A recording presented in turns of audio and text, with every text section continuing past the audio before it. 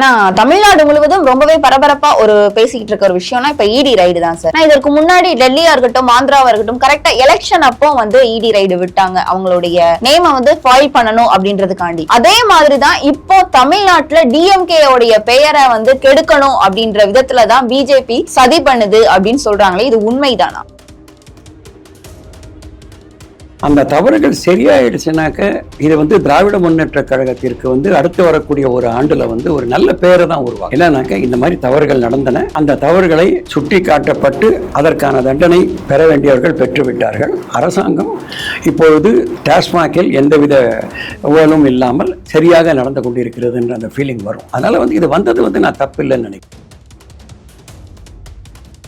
கண்டிப்பா. ஆனா இப்ப வரைக்குமே துணை முதல்வர் உதயநிதி ஸ்டாலின் அவர்கள் இந்த ஈரி ரைடு சம்பந்தமாக எந்த ஒரு பேச்சுவார்த்தையும் மக்களை சந்திச்சு பேசல அப்படின்றப்போ என்ன காரணம் அப்படின்னு அரசல் புரசலா அரசியல் விமர்சகர்கள் எல்லாம் பேசுறாங்களே, என்ன காரணம் அவர் பேசாம இருக்கு? எனக்கு தெரிஞ்சது பேசினாதான் ஏன் காரணம்னு நான் கேட்பேன். ஒரு நடவடிக்கை எடுக்கப்பட்டிருக்கு, அதுல ஈடி சம்பந்தப்பட்ட நடவடிக்கை இருக்கு. அப்படி இருக்கும்போது இதுல என்ன பேசணும்னு நீங்க நினைக்கிறீங்க? அவர் பேசி என்ன சொல்ல முடியும்? ரெண்டு விஷயம் தான் அவர் சொல்ல முடியும். ஒண்ணு அவங்களுக்கு வேண்டப்பட்டங்க, உதயநிதி அவர்களுக்கு வேண்டப்பட்டவங்கன்றனால பேசலையோ அப்படின்ற மாதிரியான. அப்படி கிடையாதுங்க. நீங்க உதயநிதிக்கு வேண்டப்பட்டவர்களா இருந்தாக்க பேசியிருப்பாரு, இதுக்கு எதிராக பேசியிருப்பாரு, இது ஒரு பழி வாங்கும் நோக்கத்தோட தான் இவங்க பண்ணிருக்காங்கன்னு சொல்லியிருப்பாரு. அவர்களும் என்ன நினைக்கிறாங்கன்னாக்க, அரசும் என்ன நினைக்குதுன்னாக்க, இதுக்கு எந்த லெவல்ல இந்த தவறுகள் நடந்திருக்கோ அது வெளியில வரட்டும் தான் நினைக்கிறாங்க.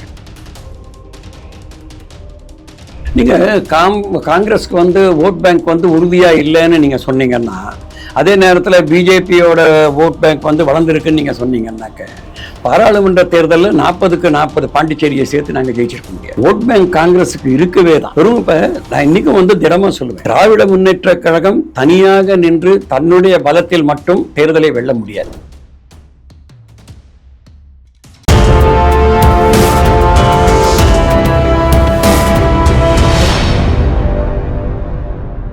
யூ தமிழ் நேயர்களுக்கு வணக்கம். நான் உங்கள் பிருந்தா சங்கர். இன்று நம்மோடு இணைந்திருப்பது அகில இந்திய காங்கிரஸ் கட்சியின் முன்னாள் செய்தி தொடர்பாளர் SV ரமணி அவர்கள். வணக்கம் சார். வணக்கம்மா. எப்படி இருக்கீங்க? நல்லா இருக்குமா. உங்க நேயர்களுக்கும் என்னுடைய அன்பு கலந்த வணக்கம். நான் தமிழ்நாடு முழுவதும் ரொம்பவே பரபரப்பா பேசிக்கிட்டு இருக்க ஒரு விஷயம்னா இப்ப இடி ரைடு தான் சார். நான் இதற்கு முன்னாடி டெல்லியா இருக்கட்டும் ஆந்திராவா இருக்கட்டும் கரெக்டா எலெக்ஷன் அப்போ இடி ரைடு விட்டாங்க அவங்களுடைய நேம ஃபைல் பண்ணணும் அப்படின்றதுக்காண்டி.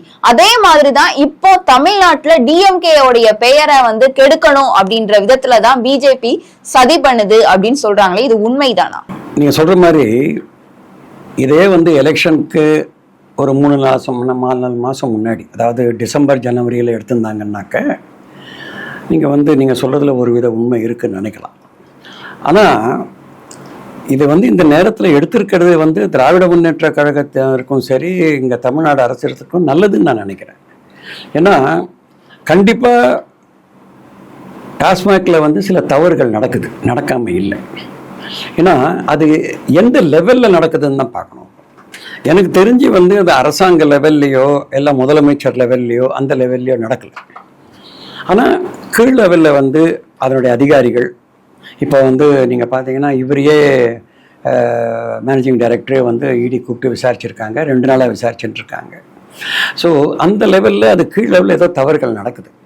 அந்த தவறுகள் சரியாயிடுச்சுனாக்க இது திராவிட முன்னேற்ற கழகத்திற்கு அடுத்து வரக்கூடிய ஒரு ஆண்டில் ஒரு நல்ல பெயரை தான் உருவாக்கும். இல்லைனாக்க இந்த மாதிரி தவறுகள் நடந்தன, அந்த தவறுகளை சுட்டி காட்டப்பட்டு அதற்கான தண்டனை பெற வேண்டியவர்கள் பெற்றுவிட்டார்கள். அரசாங்கம் இப்பொழுது டாஸ்மாகில் எந்தவித ஊழலும் இல்லாமல் சரியாக நடந்து கொண்டிருக்கிறது என்ற அந்த ஃபீலிங் வரும். அதனால் இது வந்தது நான் தப்பு இல்லைன்னு நினைக்கிறேன். ஏன்னா இதில் சில தவறுகள் நடந்து இருந்ததுன்றது பல பேருக்கு பல நாள்னா தெரிஞ்சிருக்கு, அது இப்ப வெளியில வந்திருக்கு. அப்போ டிஎம்கே அழுத்தத்தின் பேர்ல தான் இந்த இடி ரைடு நடக்குது அப்படின்னு சொல்ல மாட்டேன். டிஎம்கே அழுத்தத்தின் பேர்லன்னு சொல்ல மாட்டேன். சில பேர்கள் இது மேல இந்த மாதிரி தவறுகள் நடந்திருக்குன்னு சுட்டி காட்டியிருக்காங்க. அதனுடைய அடிப்படையில் இடி இதனுடைய சில நடவடிக்கைகள் எடுத்திருக்காங்க. என்ன நமக்கு தெரியாதுன்னாக்க, அரசாங்கத்தோடு உடன்பட்டு, ஏன்னா அவங்களுடைய விஜிலன்ஸ் டிபார்ட்மெண்ட்லாம் இருக்கு, அதனோட உடன்பட்டு அவங்க இந்த இடி ரைடில் இது பண்ணியிருக்காங்களா, இல்லை அவங்க அவங்களும் சேர்ந்து எங்க கீழ் லெவலில் ஏதோ தவறுகள் நடக்கிற மாதிரி எங்களுக்கு தெரியுது, அதனால நீங்கள் அதை கொஞ்சம் சீரியஸாக நீங்களும் பார்க்கணும் அப்படின்ற மாதிரி சொல்லியிருக்காங்களான்றது நமக்கு தெரியல. ஆனால் இது எனக்கு தெரிஞ்சு வந்து ஒரு இந்த அரசாங்கத்திற்கு இது ஒரு நல்ல இந்த தவறுகள் வெளிவந்து தவறு செய்தவர்கள் தண்டனை அனுபவித்து அதே நேரத்தில் இந்த ஊழல்கள் இல்லாமல் டாஸ்மாக் நடந்தால் அது மக்களுக்கு நல்லது. அது இந்த திராவிட முன்னேற்ற கழகத்திற்கும் நல்லது, இந்த அரசாங்கத்திற்கும் நல்லது. ஏன்னா பாத்தீங்க அப்படின்னா எலெக்ஷனுக்கு இன்னும் 11 மாத கால அவகாசம் தான் இருக்குது இல்லையா? ஏன்னா இது இப்படி பார்த்தோம் அப்படின்னா நீங்க சொன்னீங்க 5 மாதங்களுக்கு இல்ல 4 மாதங்களுக்கு முன்னாடி வந்திருந்ததுன்னா நீங்க சொல்றது ரைட் அப்படின்னு சொன்னீங்க. இப்போ நீங்களே சொல்லிட்டீங்க அதோடைய என்ன காரணம், அதாவது சரி செய்து தவறுக்கு தக்க தண்டனையை பெற்று கொடுத்து அவங்களுடைய டிஎம்கேயோட பேர் வந்து இந்த இடத்துல ஸ்ட்ராங் ஆகும் அப்படின்னு சொல்லியிருக்கீங்க. ஸ்ட்ராங் ஆறதற்கு வாய்ப்பு இருக்கா அப்படின்றதுதான் இந்த இடத்துல பெரிய. கண்டிப்பா இருக்குமா. நீங்க யாரு தவறுகள் செய்தார்கள் வெளியில வந்துடுச்சுனாலே வந்து உங்களுக்கு கிளியரா வந்து இவர்கள் தான் தவறு செய்தார்கள், இந்த லெவல்ல தான் தவறு நடந்திருக்கு, இதுக்கு மேல வந்து அந்த தவறு நடக்கிறதுக்கு சாத்தியக்கூறு இல்லைன்றது வெளியில வந்துடும். ஒண்ணு. ரெண்டாவது, நான் பிராக்டிக்கலா பார்க்கணும். நீங்க வந்து 1 வருஷம் இருக்கு, நீங்கள் சொல்கிற மாதிரி இன்றைக்கி வந்து ஒரு தவறு நடந்திருக்கு, அந்த தவறில் வந்து சில பேர் அந்த தவறுக்குள்ளே வந்து தவறு செய்தவர்கள் வந்து மாற்றுறாங்க, அவங்க மேலே தண்டனை நடவடிக்கை எடுக்கப்படுதுன்னு வச்சுக்கோங்க. நீங்கள் வந்து இன்னொன்று கூட சொல்லலாம், இப்போ ஆரம்பித்தாதான் வந்து ஜனவரி பிப்ரவரியில் வந்து தண்டனை கொடுக்க முடியும்னு கூட சொல்லலாம் நீங்கள். ஆனால் நீங்கள் வந்து எப்போவுமே வந்து அரசியலில் வந்து ஆறுன கஞ்சி பழங்கஞ்சி ஆகிடுது. நீங்கள் இன்றைக்கி இருக்கிற இஷ்யூ மறுபடியும் நீங்கள் அதே 3 மாதம் கழிச்சோ 6 மாதம் கழிச்சோ எடுத்தீங்கன்னாக்க அதனுடைய வீரியம் அந்த அளவுக்கு இருக்காது. அதனால் வந்து அது மட்டும் இல்லாமல் இந்த 1 வருடத்தில் வந்து சில நல்ல பல திட்டங்கள் செயல்படுத்துறதுக்கு வாய்ப்பு இருக்குது. இப்போவும் சில மக்களுக்கு வந்து குறிப்பாக நகரங்களில் இருக்கிற மக்களுக்கு வந்து சில வசதிகள்லாம் சரியாக இல்லைன்னு நினைக்கிறாங்க. சிலதெல்லாம் நீங்கள் சொல்கிற மாதிரி இப்போ மெட்ரோ எல்லாம் நோண்டி போட்டிருக்காங்க. இதெல்லாம் வந்து இந்த 1 வருஷத்தில் வந்து ஓரளவுக்கு சரியாகி மக்கள் மத்தியில் வந்து ஒரு நல்ல அபிப்பிராயம் வந்து பரவாயில்ல, இந்த அரசு செயல்பாடு நல்லா இருக்குது, மக்களுக்கான நல்ல திட்டங்களை கொண்டு வந்திருக்காங்க அப்படின்னு வரத்துக்கு வாய்ப்பு இருக்கு. ஏன்னா 1 வருஷத்துல எல்லா அரசுமே வந்து இந்த கடைசி வருஷத்துல வந்து மக்களுக்கு நிறைய திட்டங்களை கொண்டு வரதுக்கு தான் முயற்சி பண்ணுவாங்க. அதே நேரத்துல வந்து இந்த இஷ்யூவை வந்து நீங்க அந்த நேரத்துல கொண்டு வந்தாக்கே தான் ஏற்கனவே நீங்க சொன்ன இஷ்யூ தானே அப்படின்ற மாதிரி போயிடும். இப்போ இந்த டாஸ்மாக்ல வந்து பாத்தீங்கன்னா இப்போ மட்டும் இல்லை, இப்போ எடப்பாடி பழனிசாமி அவர்கள் இருந்தப்போ கூட அங்கேயும் அந்த இதே மாதிரி குற்றச்சாட்டுகள் அப்போ எழுந்ததுதான். ஆனா இப்ப மக்கள்கிட்ட போய் வந்து இது பாருங்க அப்போ வந்து பிஎஸ் பண்ணாருனாக்கா அதான் பரவாயில்ல, அப்புறம் தண்டனை கொடுத்துட்டோம்னு தான் சொல்றாங்க. ஸோ இதெல்லாம் வந்து ஆங்கிலத்தில் எஃபிமரல்னு சொல்லுவாங்க, அந்த நேரத்தில் வருது அந்த நேரத்தில் மறைஞ்சிடுது. அதனால எலெக்ஷன்ல வந்து இது ஒரு முக்கியமான இஷ்யூவா இருக்கும்னு நான் நினைக்கலாம். அதில் கண்டிப்பா. ஆனா இப்ப வரைக்குமே துணை முதல்வர் உதயநிதி ஸ்டாலின் அவர்கள் வந்து இந்த ஈரி ரைடு சம்பந்தமாக எந்த ஒரு பேச்சுவார்த்தையும் மக்களை வந்து சந்திச்சு பேசல அப்படின்றப்போ வந்து என்ன காரணம் அப்படின்னு அரசல் புரசலா வந்து அரசியல் விமர்சகர்கள் எல்லாம் பேசுறாங்களே, என்ன காரணம் அவர் பேசாம இருக்கு? எனக்கு தெரிஞ்சது பேசினாதான் ஏன் காரணம்னு நான் கேட்பேன். ஒரு நடவடிக்கை எடுக்கப்பட்டிருக்கு, அதுல வந்து இடி சம்பந்தப்பட்ட நடவடிக்கை இருக்கு. அப்படி இருக்கும்போது இதுல என்ன பேசணும்னு நீங்க நினைக்கிறீங்க? நீங்க அவர் பேசி வந்து என்ன சொல்ல முடியும்? 2 விஷயம் தான் அவர் சொல்ல முடியும். ஒண்ணு வந்து அவங்களுக்கு வேண்டப்பட்டங்க, உதயநிதி அவர்களுக்கு வேண்டப்பட்டவங்கன்றனால பேசலையோ அப்படின்ற மாதிரியான. அப்படி கிடையாதுங்க. நீங்க உதயநிதிக்கு வேண்டப்பட்டவர்களா இருந்தாக்க பேசியிருப்பாரு, இதுக்கு எதிராக பேசியிருப்பாரு, இது ஒரு பழி வாங்கும் நோக்கத்தோட தான் இவங்க பண்ணிருக்காங்கன்னு சொல்லியிருப்பாரு. அவர்களும் என்ன நினைக்கிறாங்கன்னாக்க, அரசும் என்ன நினைக்குதுன்னாக்க, இதுக்கு எந்த லெவல்ல வந்து இந்த தவறுகள் நடந்திருக்கோ அது வெளியில வரட்டும் தான் நினைக்கிறாங்க. இல்ல நான் வந்துங்க நீங்க செய்யறது தப்புன்னா தான் வந்து நான் வந்து அதுக்கு எதிராக குரல் கொடுத்து இவங்க வந்து என்ன பழி வாங்குறாங்க, இந்த நடவடிக்கையை வந்து எலெக்ஷன்ல மனசை வச்சு பண்றாங்கன்னு நான் சொல்லுவேன். நான் ஒண்ணுமே சொல்லன்னு வச்சுக்கோங்க, அப்ப வந்து நான் என்ன நினைக்கிறேன்னாக்கா, ஓகே நீங்க நடவடிக்கை எடுங்க, உண்மை வெளியில வரட்டும், நாங்களும் அந்த உண்மையை ஏத்துக்கிறோம்ன்றதுக்கு தான் அந்த மனநிலையில் தான் அவர் இருக்காரு ஒழிய, அதனாலதான் அவர் பேசாம இருக்காரு. யாருமே பேசலையே அதை பத்தி, தேவையில்லை, அது பேச வேண்டிய அவசியம் இல்லை. கண்டிப்பா இதே காரணத்தினாலதான் 2011 காங்கிரஸ் ஆட்சியில இருக்கும் போது சேம் இதே மாதிரி டிஎம்கே மேல ரைடு விட்டீங்க. அதுவும் இதே காரணம் தானா? நீங்க அதான் நான் சொல்றேங்களே, அரசியல் வேறு, அரசாங்கத்தோட நடவடிக்கைகள் வேறு, இது ரெண்டும் வேறு. அன்னைக்கு கூட என்ன சொன்னாங்க, அறிவாலயத்துல மேல ரைடு விட்டுறாங்க, கீழே பேசுறாங்க, சீட்டுகள் சொல்றாங்க, அது வேற இது வேற. அதாவது வந்து அது வந்து அரசாங்கத்தால் எடுக்கப்பட்ட அரசாங்க அதிகாரிகளால், அதுவும் குறிப்பாக என்ஃபோர்ஸ்மெண்ட் டைரக்டரேட் அவர்களால் வந்து அவர்களுக்கு ஏதோ சில சந்தேகங்கள் இருக்கு, வந்து அவங்க நடவடிக்கை எடுக்கிறாங்க. தேர்தல் வந்து இவங்க நடவடிக்கை எடுக்கிறாங்க, அதனால வந்து நடவடிக்கை எடுக்கும் போது நம்ம தேர்தல் கூட்டணி பேசக்கூடாதுன்றதுக்காக வெயிட் பண்ண முடியாது. ஸோ அது வேற இது வேற. அதனால வந்து நாங்க அதை கூட்டணியை வந்து அதிகமா சீட்டு கேட்கறதுக்கு தான் வந்து நாங்க ரைடு விட்டோம் சொல்றதெல்லாம் வந்து லாஜிக்கே கிடையாதுங்க. கண்டிப்பாங்க சார். அது மட்டும் இல்ல, இப்ப வந்து தமிழ்நாட்டுல காங்கிரஸ் வந்து காமராஜருடைய ஆட்சியை அமைக்கணும் அப்படின்னு தீவிரமா செயல்பட்டு இருக்காங்க. காமராஜருடைய ஆட்சியை நீங்க அமைத்தால் யாரு அந்த இடத்துல காமராஜரா ஆவாங்க, யார இருப்பாங்க காமராஜரா இருப்பாங்க அப்படின்ற ஒரு கேள்வி வந்து காங்கிரஸ் கட்சியை பார்த்து எழுதி. காமராஜர் வந்து ஒரு சித்தாந்தம். ஏன்னா காமராஜரா யார் இருப்பாங்கன்ற கேள்விக்கே இடம் கிடையாது. ஏன்னா யாருமே காமராஜரா இருக்க முடியாது. காமராஜருக்கு பிறகு வந்த எந்த முதலமைச்சருமே தன்னை காமராஜர்னு சொல்லிக்க முடியாது. அவர் ஒரு தனி பிறவி. அவர் இப்ப காங்கிரஸ் கிரவுண்ட்ல சில பிரச்சனைகள் நடக்கும், உங்களுக்கு தெரியும்.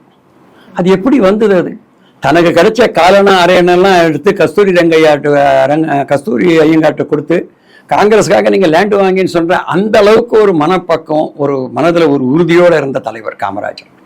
இன்னொரு காமராஜர்லாம் வர முடியாது.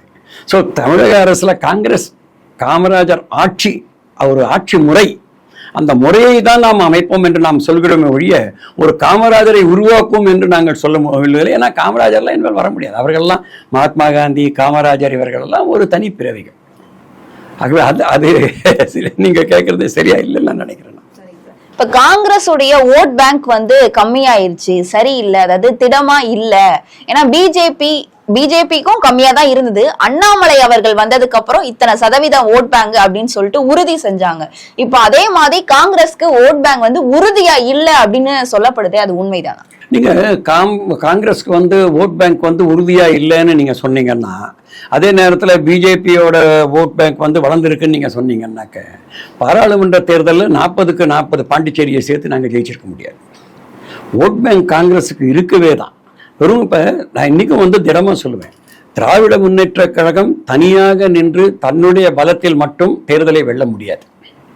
ஆகவே தான் அவர்களும் கூட்டணிக்கு அன்று எங்களுடனும் சரி, விசிகே, சிபிஎம், சிபிஐ, முஸ்லீம் லீக் இவர்களுடன் ஒரு கூட்டணியோடு சேர்ந்து இருக்கிறார்கள். ஆகவே காங்கிரஸ் இல்லாமல் திராவிட முன்னேற்ற கழகம் வெல்ல முடியாது. வெல்வதற்கு காரணம் என்னவென்றால் காங்கிரஸுடைய ஓட் பேங்க் இன்னும் தமிழ்நாட்டில் மிகவும் பலமாகத்தான் இருக்கிறது. ஒன்று. ரெண்டாவது வந்து நீங்கள் இன்னொன்று பார்க்கணும். 3 மாதம் 4 மாதத்துக்கு முன்னாடியும் இப்போவும் பார்த்தீங்கன்னா கூட 3 மாதத்துக்கு முன்னால் கூட ஒரு சின்ன டவுட் இருக்கலாம். அது வந்து சிறுபான்மையரோட ஓட்டு வந்து மிகவும் பிரியறதுக்கு வாய்ப்பு இருக்குன்ற மாதிரி. ஏன்னா எடப்பாடி தனியாக இருந்தார், அது இருந்தார், இது இருந்தார். நான் எடப்பாடியும் பிஜேபியும் ஒன்றா சேர்த்ததை வச்சு நான் சொல்லலை.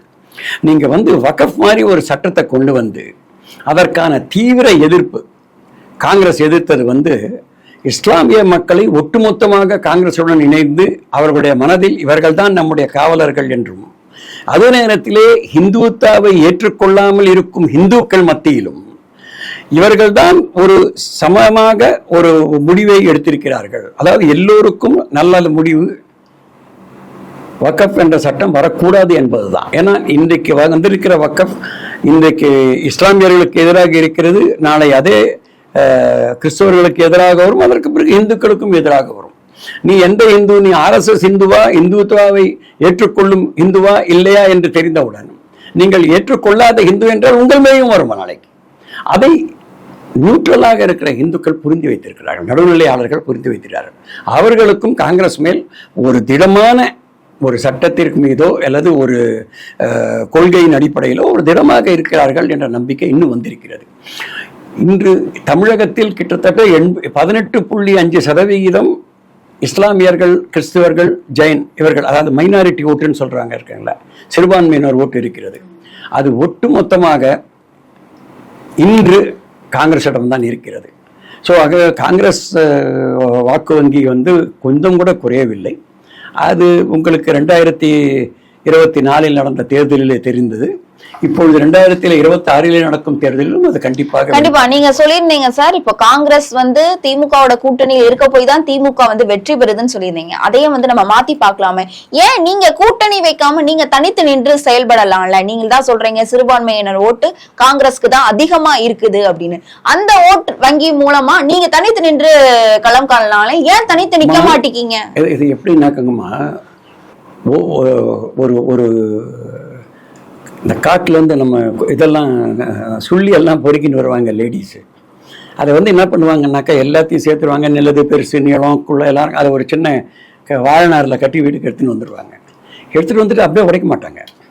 அதை ஒன்று ஒன்று எடுத்தால் தான் உடைக்க முடியும். அப்படி பார்த்தீங்கன்னா இது வந்து எல்லா ஒரு கூட்டணின்றது வந்து ஒரு அமைப்பாக எல்லோருக்கும் பலம் சேர்க்கின்ற வரையில கட்டப்பட்டிருக்கும் ஒரு கட்டு. அது தனியாக இருந்தால் அதுக்கு ஸ்ட்ரென்த்து கிடையாது. அது ஒன்றா இருந்தால் தான் ஸ்ட்ரென்த்து. ஏன்னா இது எல்லாமே அரித்மேட்டிக் தான், கூட்டு கணக்கு கழித்தல் தானே, வேற ஒன்றுமே கிடையாது. எப்படி இருக்கு இன்னைக்கு அப்படின்னாக்க, நீங்கள் வந்து இன்டர்நெட்டில் அதே மாதிரி வந்து யூடியூப் அது மாதிரி பல இன்டர்நெட்டில் அந்த ஒரு பெரிய ரெவல்யூஷன் வந்திருக்கு. அதில் என்ன இருக்குன்னாக்கா, முதல்ல இருந்த மாதிரி வந்து ஓகே இவங்க டிஎம்கே இவங்க காங்கிரஸ் அந்த மாதிரி இல்லை.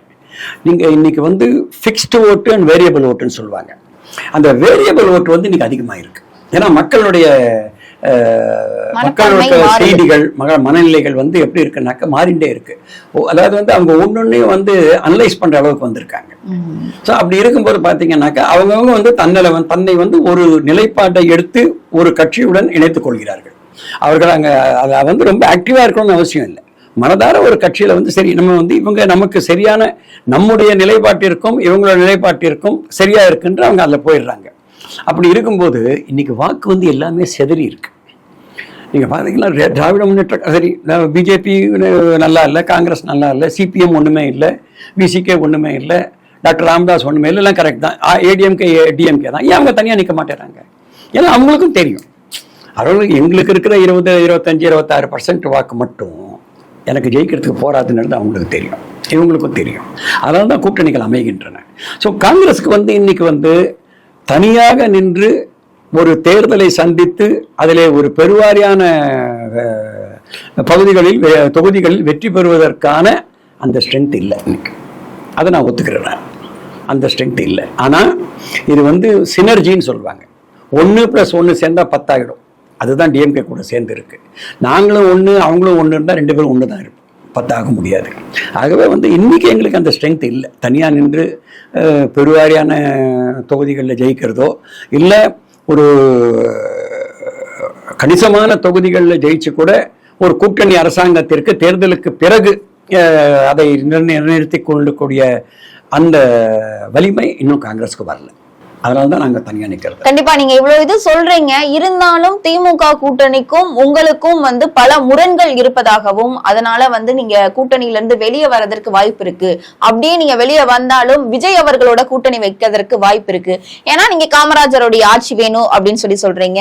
கொள்கை தலைவரா காமராஜர் அவர்களை வந்து விஜய் அவர்கள் எடுத்ததுனால நீங்க வந்து விஜய் அவர்களோட கூட்டணிக்கு போவதற்கு வாய்ப்பு இருக்கு அப்படின்னு சொல்றாங்களே, இதெல்லாம் உண்மைதானா?